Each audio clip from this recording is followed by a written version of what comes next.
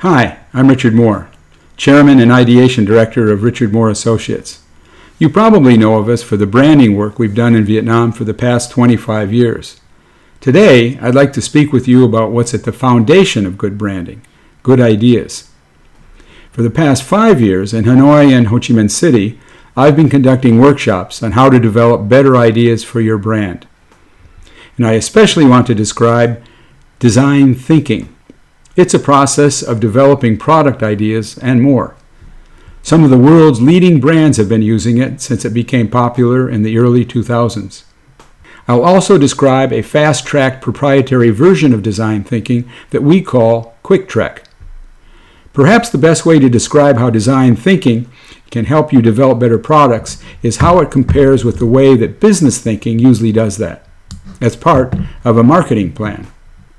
As a business person, you'll already know the steps in a marketing plan, so I'm just going to describe them briefly. Note that by products, I also mean marketed services. With business thinking, product planning usually begins with a product vision.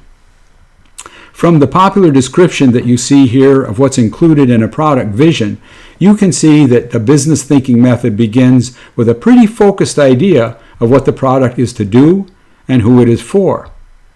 That product vision is used to help structure the next step, market research, which usually includes carefully organized focus groups that are composed of product users drawn from the thickest part of the consumer bell curve, where most of the spending occurs.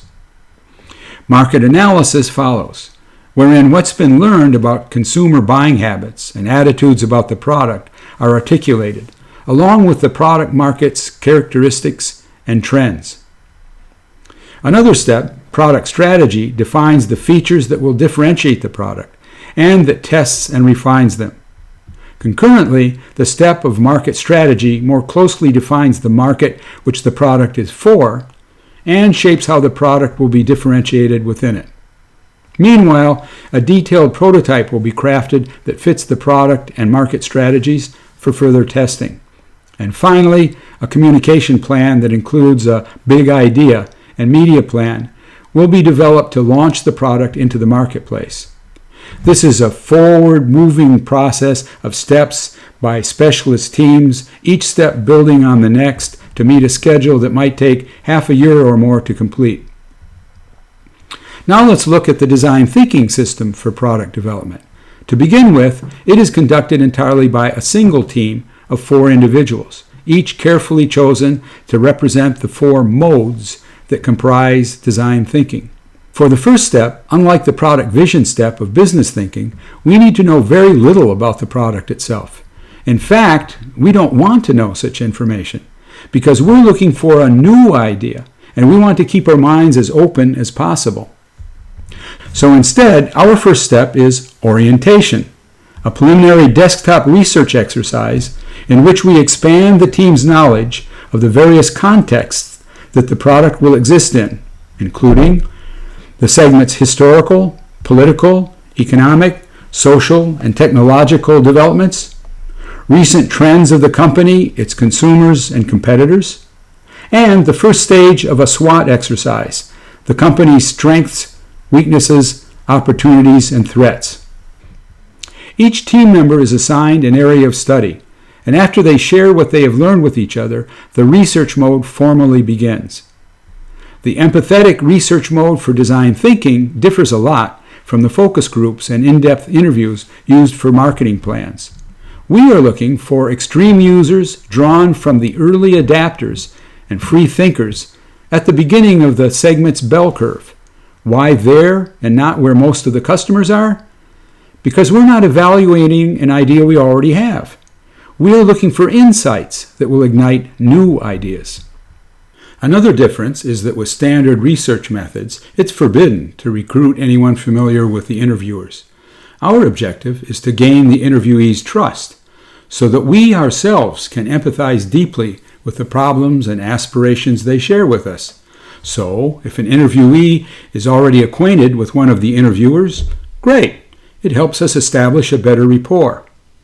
We will only interview about 5 individuals, so we must carefully decide on the life experiences that we wish to learn from, relative to the product segment. And we want to be sure the interviewees are distributed well within that spectrum. The interviews will be conducted for an hour or more in the interviewee's own home or office, because we'll want to note anything they've collected and displayed that might give us insights into their character. We'll also engage them with questions related to their purchasing habits that will enable us to understand how their positive and negative experiences might relate to steps along the decision path. For example, one interviewee showed us these packages made of recycled paper to express her choice of green brands when she goes shopping. By the end of the interview, we will have a pretty good idea of the individual's persona. Moreover, unlike the shallow knowledge learned from the character of individuals in a business thinking focus group, our interviews will have developed a feeling of empathy for the particular life of each interviewee.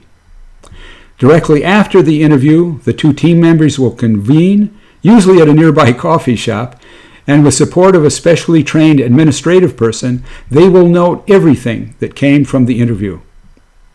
During the research mode, we might gather from 50 to 100 different bits of information. In the analysis mode that follows, we'll transform that information into individual post-its of facts, feelings, findings, and even preliminary ideas. Then each of the 4 team members will describe their experience of their interviews to the others, so that collectively all team members will have an empathetic understanding of each of the subjects. A written empathy map is prepared for each interviewee and also a written persona plot. It's impossible to learn this much about what customers really feel from a typical business thinking qualitative research session. What's important in our process is not that we have documented these feelings, but rather that each member of the team learns to empathetically feel as the interviewees do, enabling the team to think on an emotional right brain level where original ideas are born. From this analysis, what may not at first have seemed so obvious becomes clear. Patterns emerge that help us understand ways that products and services may be of greater benefit to users. And of course, not only for the users we've interviewed, but also for those in the larger part of the customer bell curve. Using what we've learned from the interviews, we can create a customer journey map for each individual. Our maps are based on the 5 E's of enticing, entering, engaging, exiting, and extending. We apply our empathetic understanding to each step, and by looking at all the maps collectively, we see what they might have in common and what problems require solutions along the decision path. Having explored the real problems that our interviewees feel, we are now ready to reformulate the problem or problems that we need solutions to. And we apply a method called laddering to help us with that. We are then ready to begin ideating. The most common method of ideation in the business thinking method of product development is brainstorming. But brainstorming is only one of many types of ideation. From my study of ideation methods and application of them in workshops over the past 5 years, we've compiled over 70 different ideation methods to draw upon in ideating the unique nature of any problem that may present itself. First, diverging outwards to find unique solutions, and then converging inwards to determine which ideas might yield the best products and features for the marketplace. In the business thinking method, before a prototype is made, the product features are decided upon. But in the design thinking prototyping mode, prototyping is thought of as a method of thinking with your hands, and ideation is still active.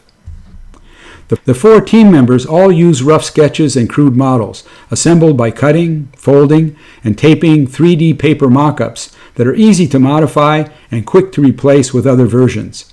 Collaboration is encouraged, and some of the original interviewees may even be invited to participate. As a first proof of concept, the team will be challenged to create a big idea for the leading ideas and roughly apply it to a key type of communication media to ensure that the ideas are marketplace viable. When the final idea is selected, a more refined version is made, and 3 of the interviewees will be individually invited to a special introduction so their reactions can be observed by video. Any modifications will be included for further refinement in the team's final presentation to the brand's management. For service projects, instead of models, written scenarios are used and even acted out. Business thinking excels in learning how products don't quite meet the needs of some customers and then improving them. It's a linear process wherein every step follows a logic worked out in the previous step. Revisiting a prior step is considered a failure, and doing so is costly. Design thinking, however, is more of a circular process wherein the team can circle back and forth among points. This enables looking at problems in different ways, resulting in unexpected solutions. It's a more multi-directional method that's akin to the right brain thought process of designers. Good designers are problem solvers, and that's why the process became known as design thinking, and not because the method is about the creation of visual designs. Can design thinking replace the business thinking product planning method? Or is it used in conjunction with it? Well, that depends on how much of the business thinking method you typically use. For many SME brands, the use of focus groups, the development of a thorough marketing plan, the creation of a big idea, and plotting of a media plan are too costly, and the length of time it all takes may be impractical. For these brands, a quick trek will enable them to develop effective ideas that they never would have gotten by facing the market alone. Or for brands that use most of the business thinking product planning method, a quick trek can help them get a lot more out of their expenditures. The orientation mode will give them a much broader perspective of how their business fits within today's circumstances. With the deeper customer knowledge they will have from the empathetic research mode, they will be able to conduct focus groups more wisely and analyze the results more effectively. The insights and ideas that come out of the analysis mode will add a much better understanding of how a brand's customers actually fit into a market analysis. The synthesis mode will allow the product vision step to begin with more differentiated functions and features. And the design thinking prototype mode will ensure that expensive prototypes are more likely to appeal to the end user. What's more, the big idea that's conceived as a proof of concept and the consumer decision path will give a business thinking marketing communication plan a head start. Here's an example of that from the design thinking project we conducted with our client Kangaroo, the largest domestic appliance brand in Vietnam. The team thought outside the box to adapt a meat distribution refrigeration method that maintains temperatures between a refrigerator and a freezer. By modifying one of their freezer models, within 2 months, Kangaroo was able to bring to market a new Dong Mem category of home refrigeration appliances that keeps food fresh longer without need of defrosting.